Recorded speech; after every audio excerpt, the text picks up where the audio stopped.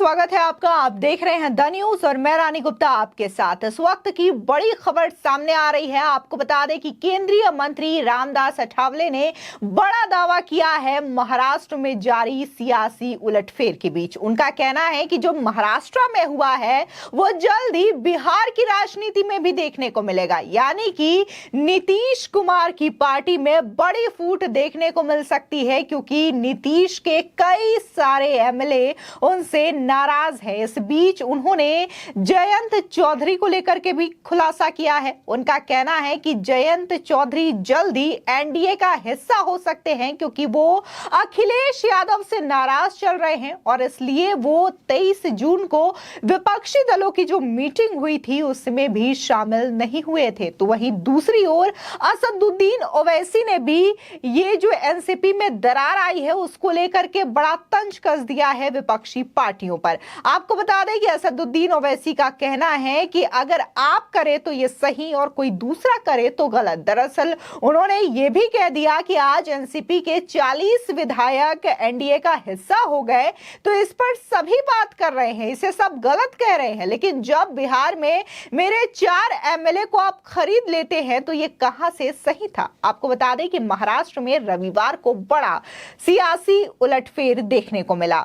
NCP नेता और शरद पवार के भतीजे अजीत पवार नेता प्रतिपक्ष से कुछ ही घंटों में डेप्यूटी सीएम बन गए। विपक्ष को छोड़ अजीत पवार एनसीपी के 8 विधायकों के साथ एकनाथ शिंदे सरकार में शामिल हो गए। 1 घंटे में हुए इस सियासी घटनाक्रम में शपथ लेकर अजीत पवार डेप्यूटी सीएम बने। वहीं उनके साथ आए 8 विधायकों, जिनमें छगन भुजबल, धनंजय मुंडे, अनिल पाटिल, दिलीप वलसे पाटिल, धर्मराव आंत्रम, संजय बांसोड़े, अदिति तटखरे और हसन मुशर्रफ को भी मंत्री बनाया गया। बता दें कि 2024 से पहले महाराष्ट्र में हुए उलटफेर से देश की राजनीति में हलचल काफी ज्यादा बढ़ गई है।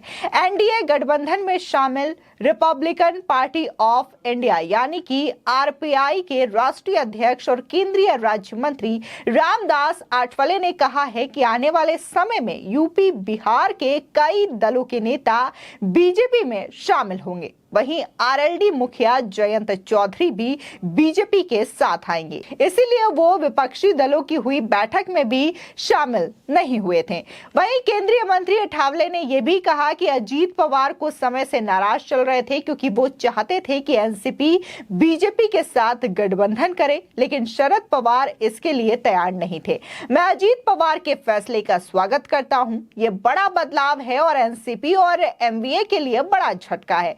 साथ ही उन्होंने तंज भरे लहजे से कहा कि एनसीपी चीफ शरद पवार और सुप्रिया सुले वे बचे हुए लोगों के साथ काम करेंगे। वहीं नीतीश कुमार पर हमला बोलते हुए अठावले ने कहा कि हम विपक्षी एकता के साथ कोई ऑपरेशन नहीं करते, लोग खुद ही पीएम मोदी के साथ हैं। उन्होंने दावा किया है कि बिहार में बहुत सारे नेता और विधायक नीतीश कुमार से नाराज चल रहे हैं। नीतीश कुमार पहले पीएम मोदी के साथ थे, जिसकी वजह से लोग खुश थे, लेकिन अब जैसे ही नीतीश कुमार पीएम मोदी से अलग हो गए हैं, लोग काफी ज्यादा परेशान हैं और नाराज हैं। तो जल्द ही बिहार की राजनीति में बड़ी फूट देखने को मिल सकती है। वहीं जयंत चौधरी पर बोलते हुए उन्होंने कहा कि जयंत चौधरी भी बहुत जल्दी एनडीए में आ सकते हैं। वो पटना की मीटिंग में शामिल नहीं हुए क्योंकि वो अखिलेश यादव से नाराज चल रहे थे, और साथ ही उन्होंने कहा कि अखिलेश यादव के एमएलए में भी फूट हो सकती है, यानी कि कहीं ना कहीं महाराष्ट्र के बाद यूपी और बिहार में भी बड़ा राजनीतिक खेला देखने को मिल सकता है। यूपी और बिहार में कहीं ना कहीं ये बड़ी पार्टियां हैं और कहीं ना कहीं यूपी बिहार में अखिलेश की पार्टी की बात करें या फिर जेडीयू की बात करें, ये दोनों क्षेत्रीय पार्टियां बड़ी पार्टियां मानी जाती है। ऐसे में अगर ये बड़ा सियासी उलटफेर देखने को मिलता है और टूट देखने को मिलती है महाराष्ट्र की तरह, तो जाहिर तौर पर 2024 में होने वाले लोकसभा चुनाव के लिए एनडीए और भी ज्यादा मजबूत होती हुई दिखाई देगी।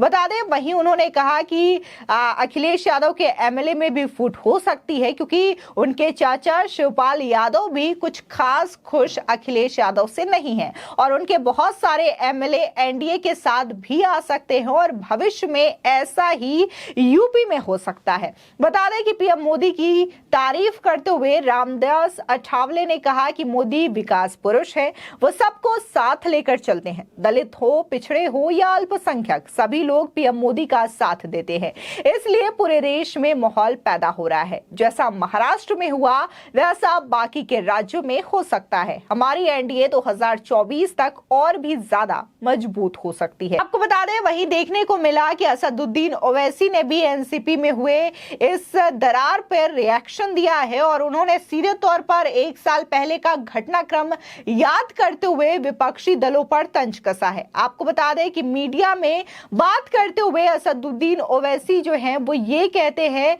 कि आज तमाम मीडिया में सारे जो विपक्ष के नेता हैं इस बात को लेकर के रो रहे हैं कि बीजेपी ने एनसीपी को तोड़ दिया है। आज 40 विधायक जो है वो चले गए हैं, तो ये गलत है, सब इसे गलत करार दे रहे हैं और अपनी जो प्रतिक्रिया है जाहिर कर रहे हैं। और बिहार में हमारे 5 में से 4 विधायकों को आपने खरीद लिया, तो क्या वो सही है? आपको बता दें, साथ ही ओवैसी ये भी कहते हैं कि तुम करो तो अच्छा और दूसरे करे तो गलत है।